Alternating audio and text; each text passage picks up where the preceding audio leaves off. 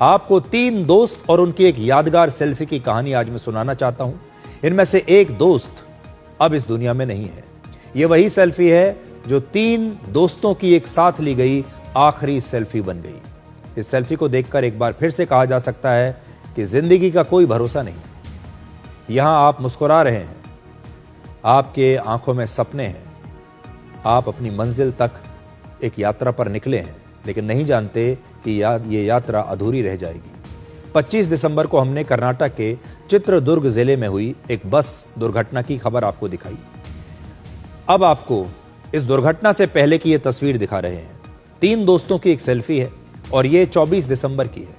इस सेल्फी में जो 3 दोस्त आपको दिखाई दे रही हैं, उनके नाम है गगना, रश्मि महाले और रक्षिता, और ये तीनों बेहद खुश हैं। जब कोई सेल्फी लेता है तो खुश होकर ही लेता है और उस पल को यादगार बनाना चाहता है, और ये तीनों दोस्त भी यही कर रही थी। इस सेल्फी में पीछे एक स्लीपर बस दिखाई दे रही है आपको, देखिए। ये वही बस है जिसमें तीनों दोस्त थोड़ी देर के बाद यात्रा करने वाली थी, इसीलिए सफर से पहले उन्होंने ये सेल्फी ली, और वो भी इस बस के साथ। कुछ ही घंटों के बाद इसी बस में दुर्घटना के बाद आग लग गई और इनमें से रश्मि की इस दुर्घटना में मौत हो गई,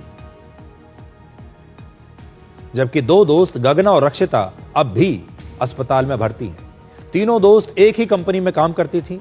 रश्मि के घर छुट्टियां मनाने के लिए जा रही थीं, लेकिन अब रश्मि इस दुनिया में नहीं है।